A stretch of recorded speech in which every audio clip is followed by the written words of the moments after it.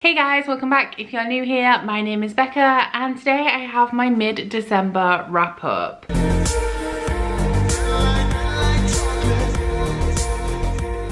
So the month of December is going both well and terribly for me so far because I am reading quite a few books. I've read 4 already. I'm just over 100 pages away from finishing another one and I'm 150 pages into a 6th book. However, I seem to be struggling to actually read books that are on my TBR. So while I'm reading a lot, they're not really the books I should be reading, but I am having a great time reading overall. So the first book that I read in December was Deadly Dreams by KJ Sutton. I am quite good friends with Kelsey, who is KJ Sutton. At the beginning of the year, she sent me the first 2 books in this series to review. Deadly Dreams is the 3rd one, and since then we have become quite good friends. And on the 30th of November, Deadly Dreams, which is my most anticipated release of the second half of the year, appeared in my inbox and I had to read it immediately. So if you guys are unfamiliar with the Fortuna Swan series, it is a new adult dark fairy romance that follows a young woman called Fortuna who is a nightmare. A nightmare is a supernatural creature that can make you believe that you are experiencing your worst nightmares, and Fortuna now believes that she is the last of her kind because her parents died quite a few years ago and her brother went missing 2 years ago without a trace. Fortuna has spent the last 2 years searching for her brother and cannot find a single clue that will lead her to him until a very powerful fairy male appears and says that he will take her to her brother providing that she marries him. So I really love this series. I gave the first 2 books 5 stars. I also gave Deadly Dreams 5 stars. You know me, I love a fantasy romance, especially a fairy romance, and I do really love how dark this series is. There are plenty of trigger warnings in here for things like gore, violence, torture and slavery, but I would say one that is especially present and harrowing is sexual assault throughout the entire series. So if that is something that you are sensitive to, then do please be careful going into it. Deadly Dreams in particular has a very bleak atmosphere. All of the characters are dealing with the repercussions of what happens in book 2, and they are all dealing with different elements of what happened in book 2. So every single one of them is sad. Like the main themes of this book are like trauma, hope and recovery. Everybody is sad. Everybody knows that everybody around them is sad, but some of them don't know why other members of the cast of characters are going through a rough time. So I felt that this especially made the happy moments in this book, because there are a few of them, it made them bittersweet and still sad, because it hurt to see these characters who are going through such a rough time have just like little moments of happiness. As with all of Kelsey's books that I've read so far,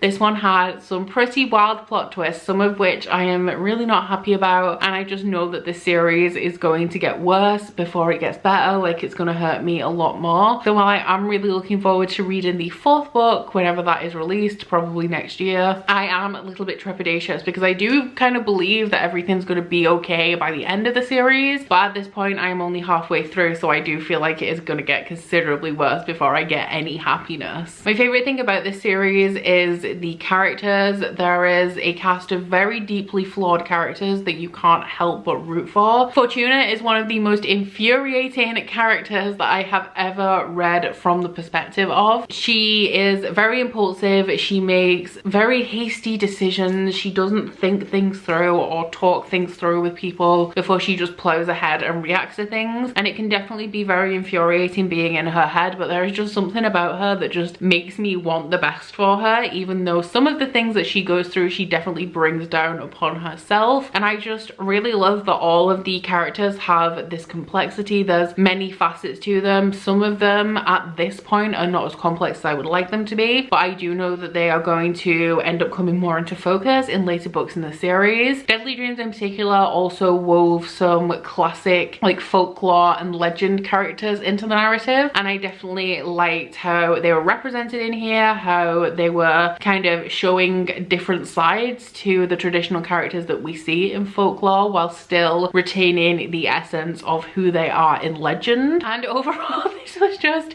a really emotional roller coaster ride. It is very compelling. All of the books in the series are super compelling and you will just want to binge read the entire series, because when you get in, it is extremely compelling, extremely addictive, and it has characters that I love. So yeah, 5 stars for Deadly Dreams. Can't wait for Beautiful Nightmares. It's going to be a long wait and I don't know how I'm going to cope. This book also left me longing for a happily ever after, which you will see I have been chasing, and I'm still feeling pretty bleak about the whole thing. The next book that I read was in fact on my TBR, and that was From Blood and Ash by Jennifer L. Armentrout. This is a new adult fantasy romance that has been recommended to me countless times. Everybody has been telling me I'm going to love this. I've had this since May. Thank you, Claire, for gifting this to me for my birthday. And also big shout out to my patrons for that, because this was the book that my patrons voted on for my Bookopoly TBR. So without them, this would not have made it, and I still wouldn't have read it. I did decide to make a full non-spoiler vlog on this, which I will link up here for you guys if you want to see it, because then you will be able to see my thoughts as I progress through the book, like in real time, as opposed to me trying to remember everything I thought about it right in this minute. And this book I also happened to buddy read with Kelsey, because I sent her a message to let her know that she would like the love interest in this, and she replied and said she was already reading it. She was on page 260, I was on page 280, and so we went through this roller coaster of emotions together. So in this book we follow a young girl called Poppy, and she is a maiden. This is a very confusing supernatural world. We have supernatural creatures that all have different names but are kind of types of supernatural creatures that we are familiar with. But Poppy is a maiden, which is someone who is chosen from birth. They are extremely rare. She is only the second one to ever have existed, and when she gets to a certain age she will ascend. Now Poppy is constantly surrounded by the ascended, which are these like perfect immortal types of creatures. We also have the Craven in here, who are creatures that are bitten or scratched by other supernatural creatures, and they turn into these kind of mindless, almost zombie type creatures. We also have Wolven, which are kind of like werewolves, and also the mysterious Atlanteans, which is who the Ascended went to war with in the War of the Two Kings, and they used to be in favor with the gods. Now they're out of favor with the gods, and the Ascended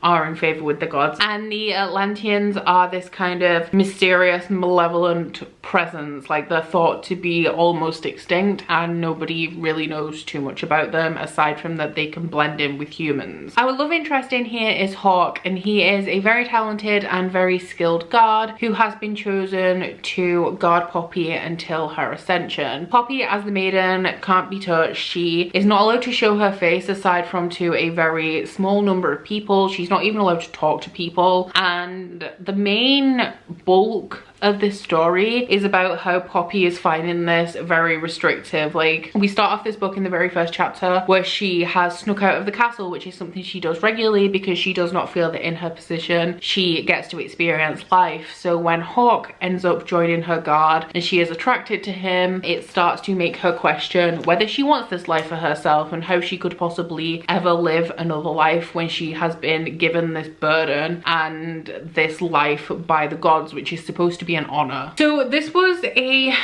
book of 3 parts for me. I found the fantasy to be mediocre and the writing to be mediocre throughout the beginning. So the first like 200 pages of this book would be like a 3-star read for me, but I really loved the love interest Hawk. I did like the main character as well, but whenever Hawk was on the page, this book just seemed so much better. If I could compare him to a character that a lot of us are familiar with, I would say that he is a lot like Cassian from A Court of Mist and Fury. He's like a warrior type. He's very cocky, very sassy, very arrogant, very full of himself. He's pretty much down to fuck at all times, and he's always like flirting and making suggestive comments. He's also really funny in that way, with the way that he can kind of turn anything said into some sort of innuendo. And as well as that, he's just a very attractive love interest. Any moment that he was in, I was just living for the story. And while I found a lot of the fantasy in here to be quite mediocre, you cannot deny that Jennifer L. Armentrout can write a romance, which is unsurprising because while a lot of her stories contain a fantasy or science fiction element, I think every single one of her books contains romance. The end of this book featured a reveal that I did know was coming from around the like 200-300 page mark. However, I did still find it not necessarily surprising, but I found the reveal well done, and the way that that kind of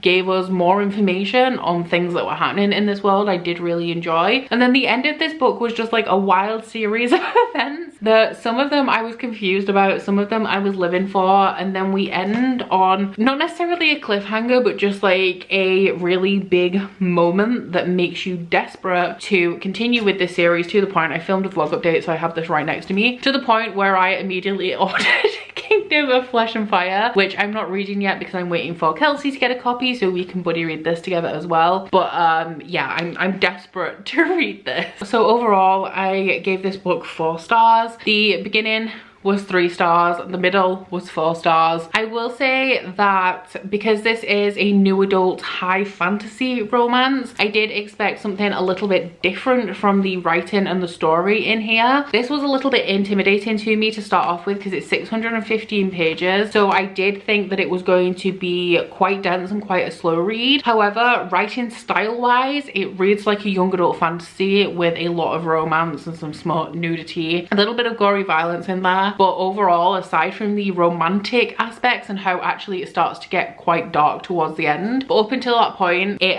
read very much like YA. So if you are intimidated by this book with it being high fantasy and adult and really thick, don't be. It reads like a young adult fantasy or like a new adult kind of urban fantasy kind of book. So not nearly as intimidating as I expected it to be, and I devoured this really, really quickly. The next book I read was also on my TBR, so I started to like correct my behavior for a little while, and that was Are Those My Bazoomas I See Before Me by Louise Renison. This is a young adult contemporary. It is the 10th book in the Confessions of Georgia Nicholson series, which is a story that follows a 13-year-old girl at the beginning up until around the age of 15-16, and it is told in diary format, and it is just about boys, her friends, puberty, growing up, like arguments with her parents. She has a amazing little sister that I absolutely adore. But this was my favorite series from childhood. I never read the last book, and I finally read it this month. I gave it 5 stars. This is a huge nostalgia thing for me. I have been reading these characters for probably about 17 years, and they will always have a very special place in my heart. Critically, I will say that I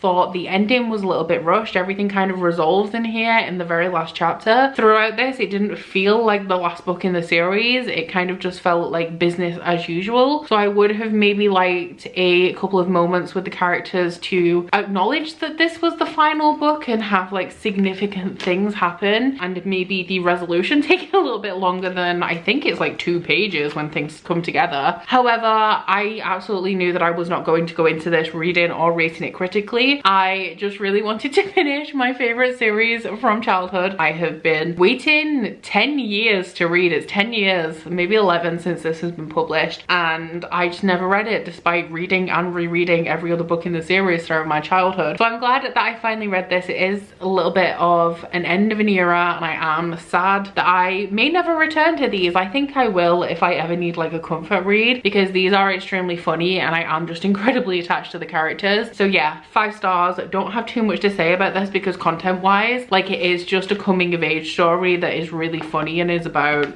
puberty, boys arguing with friends, etc. But I finished it, and I'm really happy that I managed to do that before the end of the year, because I have been rereading this series since 2018, all with the goal in mind of reading this last book. So I'm glad that we finally got there. And then the final book that I've read so far in December was a little bit of an impromptu buddy read, and that was Verity by Colleen Hoover. I buddy read this with Kelsey again, and also Gavin from How to Train Your Gavin. We had a really fun buddy read group, and I really enjoyed it. We should definitely read more together. But this is a romantic thriller. I've read quite a few Colleen Hoover books now. I do really like her. She typically writes really angsty and dramatic young adult and new adult romances with really crazy plot twists. So I didn't know how this would go, but let me tell you, in typical Colleen Hoover fashion, it was wild. So in this book, we are following a young woman called Lowen, who is a writer. However, she never really puts herself out there, and the sales of her book are not amazing. She's hit quite a low place in life where she's had to look after her mother, who was dying. Her mother has passed away, and Lowen has not been able to work while she's been looking after her mother, and her mother said that she was going to leave her with money to take care of the bills, and unfortunately that was not the case. So Lowen is invited to a meeting by her agent with a publisher, center, and on the way there she witnesses somebody be run over. Like literally the first line is somebody gets run over, and this man takes her into the bathroom, gives her a clean shirt, and she goes off to her meeting, only to find out that he is one of the people in the meeting. His wife is a very well-established author, a very popular author. He's had quite a traumatic year where both of his twin daughters died 6 months apart, and then his wife was in a car accident that has left her very unresponsive. So her publisher approaches Lowen with a deal to finish out the series that Jeremy's wife Verity was working on, and she eventually reluctantly agrees and goes to Jeremy and Verity's house in Vermont so she can find any notes on this book, any outlines to finish out the rest of the series. And while she's doing that, she stumbles across a manuscript that Verity was working on, which is an autobiography called So Be It. Lowen starts to read this, thinks that she shouldn't share the details of this with Jeremy. However, as she continues reading,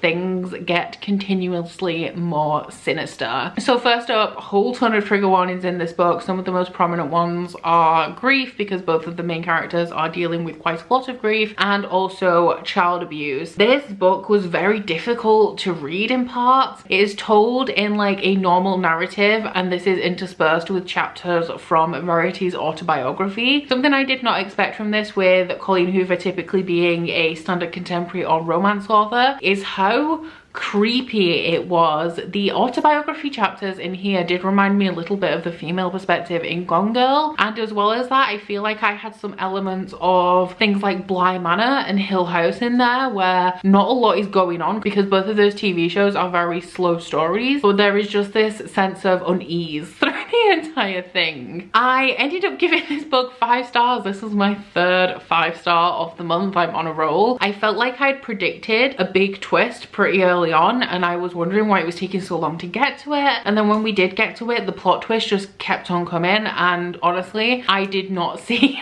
that final plot twist come in. So I did give it 5 stars, which is something that I do not usually give thrillers. However, this definitely had an atmosphere to it. Like, I felt on edge while I was reading it. It was very disturbing to read in parts, and then we had multiple plot twists that I just did not expect and did not see coming. So in terms of it being a thriller, I think that it was very well done. It did its job. I was blown away and I was shocked. So you guys might want to try it. If you are like super familiar with thrillers, maybe it wouldn't be as thrilling to you as it was to me, but I don't read all that many thrillers purposefully so that when I do read them, I can be surprised, because I feel like when you do read quite a lot of them, you start to get to know the conventions of the genre, and it is a little bit harder for them to take you by surprise and actually thrill you. So those are all of the books that I've read so far in December. I am currently reading 2 more. One of those is Skyward by Brandon Sanderson. I'm currently on page 410, so I have 105 pages left of this. I did want to finish this before I filmed this video, however I didn't feel like reading last night, so I didn't do a whole lot of it. However, I do expect to finish this tonight. I am really enjoying it and it is really fast paced. I am also 146 pages into Our Dark Duet by V. Schwab, which is the sequel to This Savage Song that I read last month. I'm buddy reading this with Jade from Jade Ray Reads. If you guys have been here a while, you'll know that I do frequently buddy read books with Jade, and at the moment we are working through V. Schwab. The daily sections in this are around 70 pages per day, and the schedule that we're on for this will have me finished by the end of the week, so this should be done very soon as well. So that is it for my mid-December wrap up. Please let me know in the comments if you have read any of these books and what you thought of them. I have at least, I think, 6 more books that I want to read by the end of the month. Don't know how that's going to go. I'm not going to push myself to complete my Bookopoly TBR. Every book on it is a book that I either desperately want to read or I need to read for something like a book club. However,